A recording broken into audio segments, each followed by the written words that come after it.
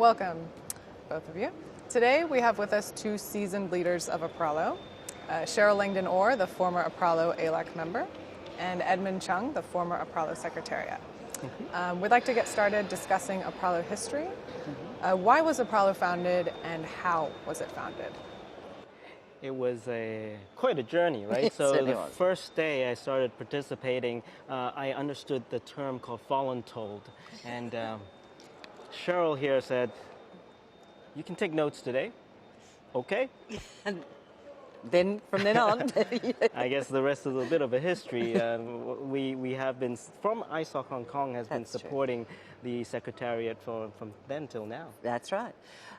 Originally, the RALOs, the regional large organisations, were formed as a result of an interim ALAC, a new way after some review of how ICANN operates and how what was then just at large could contribute to ICANN and its board and its processes. So there was a study group formed, and Asia Pac actually. We were very contributory.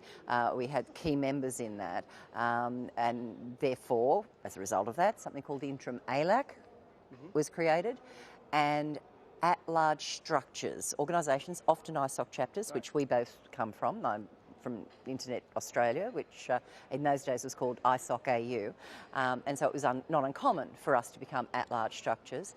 Then it was realised that perhaps if we aggregated into geographic regional groups that could facilitate contributions to ICANN policy and processes, and APRALO was the first of all of the RALOs to start its formation by development of our operational procedures, our rules, how we were going to self-organise.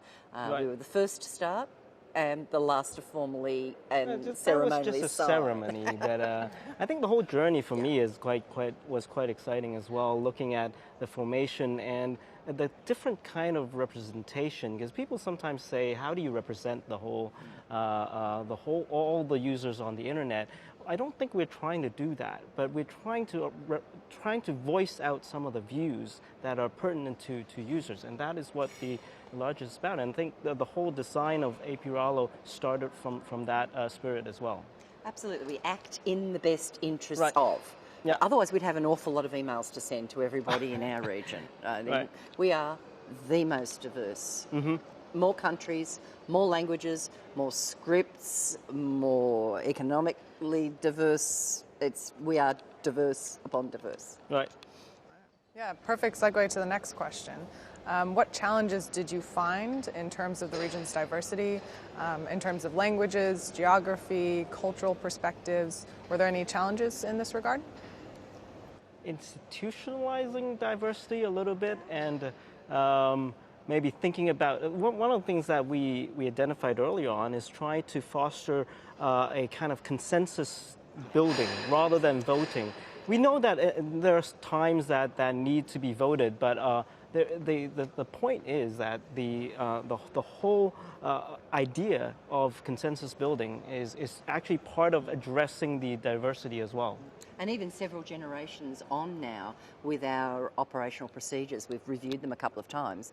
We are a RALO that runs by consensus. The exception would be to go to a vote on something. So considering how diverse we are, I think that's something to be rather proud of, actually, Edmund. Absolutely. I guess one of the things that was important in terms of meeting a challenge, because we were very aware of just the spread in time zones, the spread in interests, the spread in development.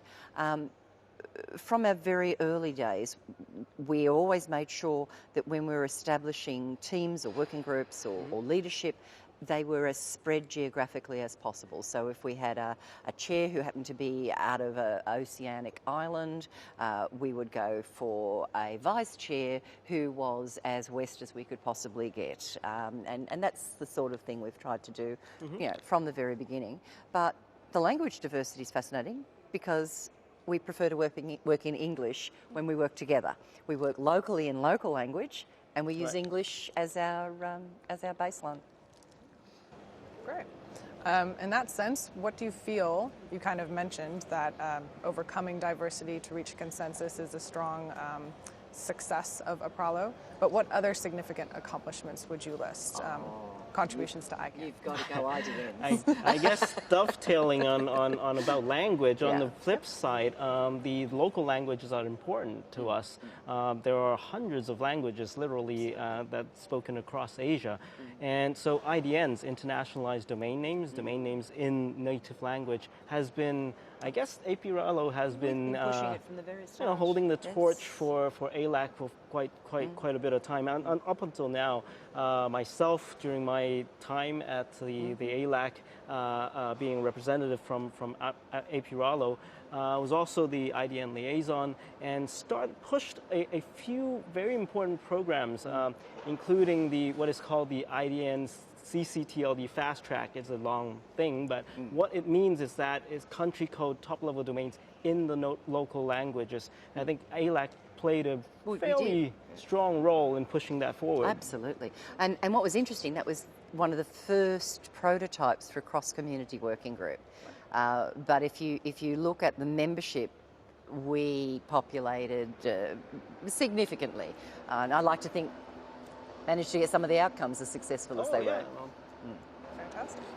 And on that note, how has APRALO evolved since you've become leaders or were leaders? Well, the secretarial services have definitely improved. It hasn't evolved. That's the problem. No, we have been getting a little bit better redundancy for the secretariat. But I think one of the hallmarks is we tend to export our leaders too soon. Yes. And hopefully, that's actually a good thing. But that's why we need more people to participate. Our chairs. Previous chair, like Charles Mock, went on to be elected as a legislator and had to leave us, and then others have to step in. In fact, we went through a couple of years where if you were the chair of APRALO, it was like you've got 6 months to obviously get taken out to do some other wonderful, great thing for humanity's benefit. Because we just kept churning through, getting vice chairs in to replace them. See, Raj started. That's right. Our first chair went on to lead the Internet the Society regional work in Asia Pacific, and we've never stopped since then. Incredible. Thank you both very much for your time. Yeah. Congrats.